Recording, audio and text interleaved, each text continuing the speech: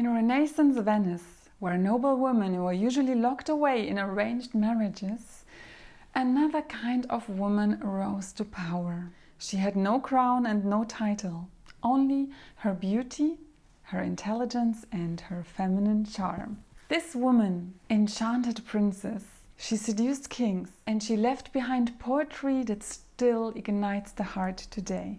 Her name is Veronica Franco, the courtesan who dared to live freely, to love boldly, and to use her femininity both as art and as a weapon. Veronica's story is not just history. It is a reminder for us that feminine presence can open doors that no crown or title could ever open. And by the end of this video, you will not only know the true story behind the movie Dangerous Beauty, that I will use some scenes from, but you will also learn the timeless secrets of Veronica Franco's magnetism. So let's start.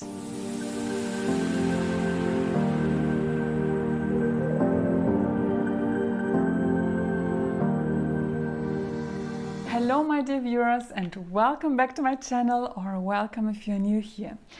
So recently I was reminded of this fascinating woman when I rewatched the movie Dangerous Beauty.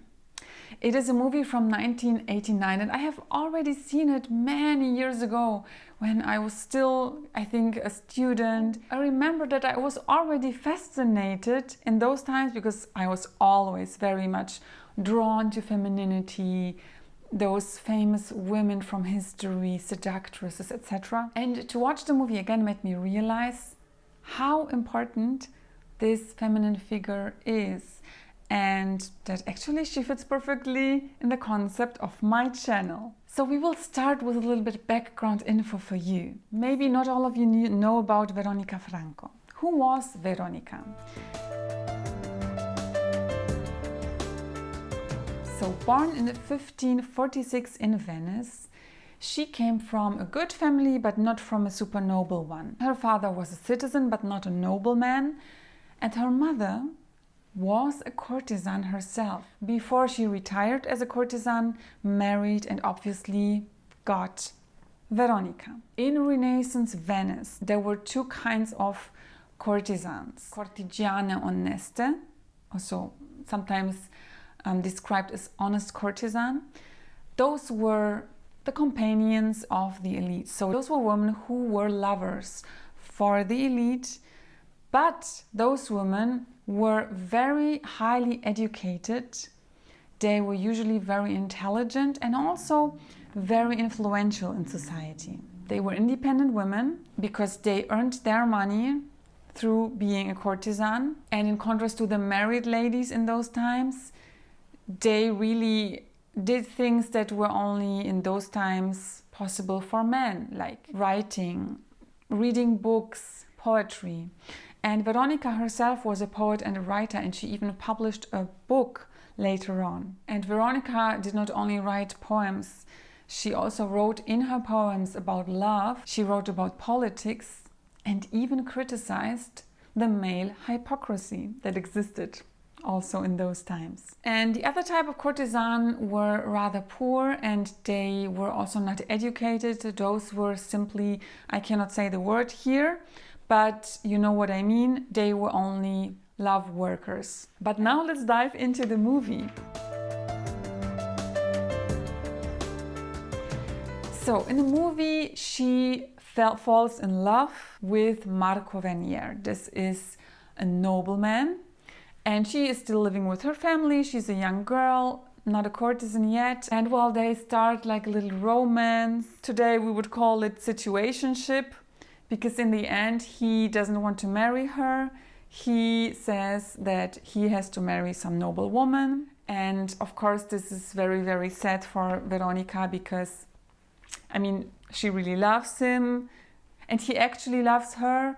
But in those times, marriage was for like a contract. Yeah, for business. It was basically to bond families together. It didn't really involve love that much. But he doesn't stand up for her. he complies to his family and marries. Now, of course, Veronica is heartbroken, and her mom sees that, comes to her and tells her, Veronica, there is an alternative to marriage. There is another way how you can still be with this man. You have to become a courtesan. The thing is, what we then find out in the movie, but we know it by history, and you already know it, that her mother was a courtesan herself. And in this moment, there is also a difficult situation for her family because her father is somehow a drinker and he kind of fails in being the provider for the family because he drinks too much and there is not enough money left. And the mother thinks, well, the only way is we have now to do something to become independent ourselves. And as her mother did it before, she now introduces Veronica into the world of courtesans. So what happens now is also very nice and interesting because Veronica basically gets a glow up. Her mother shows her how to dress, how to style herself, and she gets some etiquette lessons, she gets some body language and some posture training. She learns how to walk in heels. Those heels looked a little bit different than the ones from today, but the same principle. So basically all those things that you can also learn on my channel. And if you're interested in this, please hit the subscribe button and the notification bell and watch my other videos. I will link some playlists down below. Veronica learns all of this to be well prepared for high society. And then when she's prepared, her mother takes her to an event in Venice where she introduces her to all those noble people. And of course, as Veronica is a beautiful and intelligent lady, and until then also she starts to read and to write, and some of the noble men already show interest. And actually, right in the beginning, she finds her first lover, who is a very influential politician in Venice, and she starts her first affair, so to say, romance, because courtesans were more of long-term lovers, so they were not monogamous. They had several lovers, and those men, those powerful, influential men, they not only enjoyed their company as lovers, and they were also good lovers, obviously, because they learned also the art of love and the art of seduction, but also they were good conversation partners. And they spend a lot of time in society. Veronica becomes a courtesan, she becomes very liked. She has several influential lovers, even one man from the church, because of course men of the church were able to have courtesans in those times. And then Marco, who is of course also in society, is already married at that moment. He becomes more interested in her again, and he tries to come closer and to maybe start something again with her. But Veronica now, from a different position, from a more empowered position, tells him, I'm sorry, but I'm already booked. And why this is actually an empowerment move is because despite of her love, she turns down the one who wants her for free, who had her for free, and who wasn't willing to invest anything more in her. Because now she has lovers who are interested in her not only as a lover, but they are also paying for her lifestyle. They are giving her security. They are protecting her in society, and she has a very luxurious life. At that time, Venice was one of the most liberal cities within Europe. It was a wealthy, cosmopolitan city full of merchants, of art lovers, diplomats, noble families.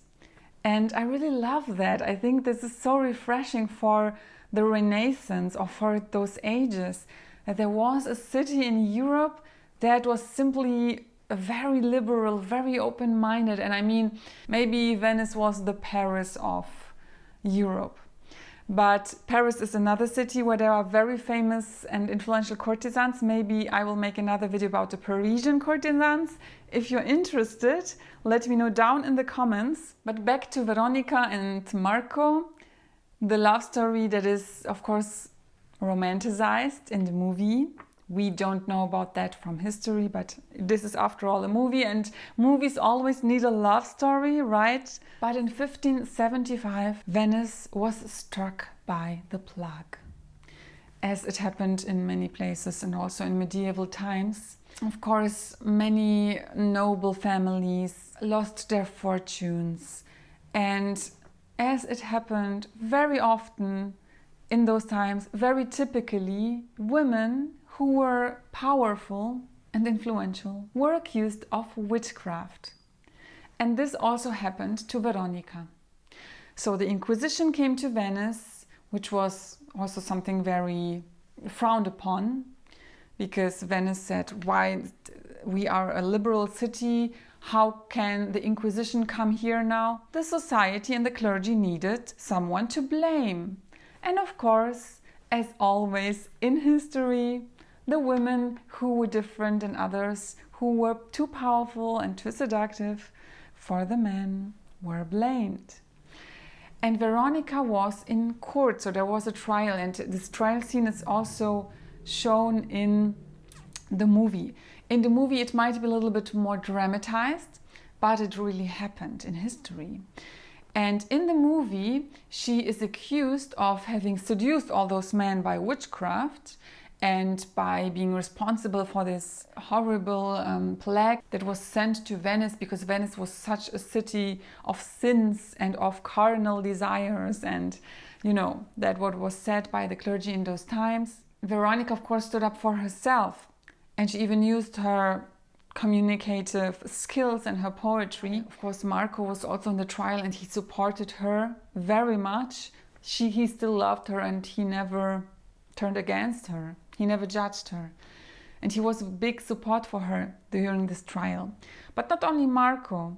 He started actually. In the movie he stands up and she says, well, if she is a witch, I'm her complice. And then all the other men who were involved with her, who were her lovers, stand up and say, we are all complices.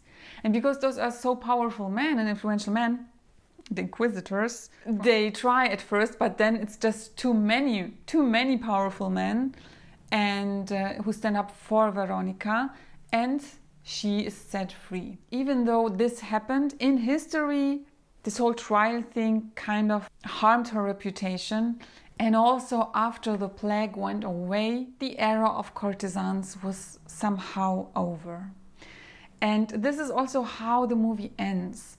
But I really recommend you to watch it if you're interested in history, or read the book. There is a very famous book that the movie is based upon. Veronica is also mentioned in other books. Now I want to discuss with you why I think that Veronica Franco is indeed a feminine icon that can inspire us. Because even though in today's society courtesans are not existent anymore, there are still women who are kind of courtesans, but today this term of courtesan might be judged, and maybe it is even more judged than in medieval times. Because as I explained, in medieval times or in the Renaissance of Venice, those were actually the women who were on top of society, because they were the ones who were actually free, who were financially free because they earned their money by working as lovers, as companions. But on the other hand, they were not locked away in marriages. And in those times, marriages, they didn't really allow a woman to live her life freely, to do whatever she wants to do. The courtesans did what they wanted to do. They went dancing, they wrote poetry, they were artists. They were not suppressed by any man. They chose their lovers freely. I'm sure that some of them maybe also fell in love. They didn't only see those men as clients. Maybe some, yes, but I mean, after all, they were also emotional beings too.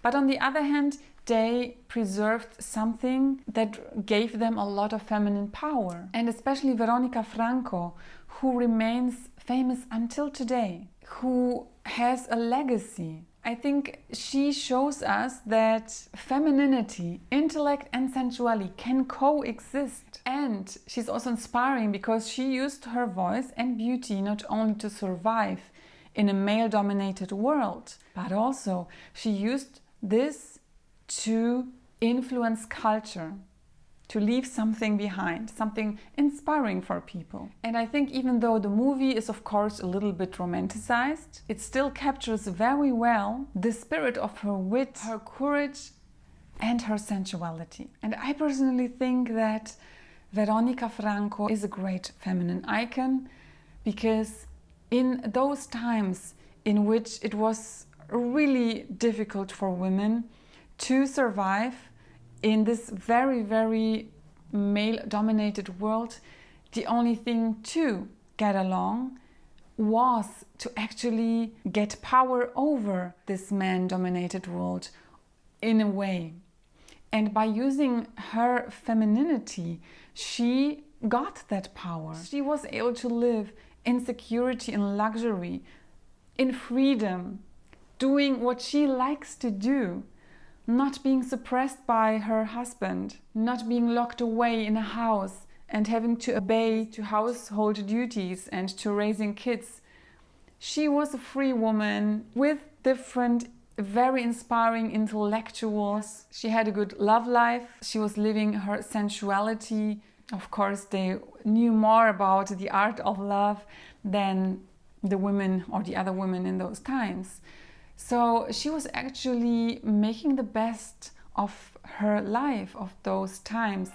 We lived for love and lust and beauty. Pleasure then our only duty. I regard Veronica Franco as a feminine icon because she lived expressing her femininity.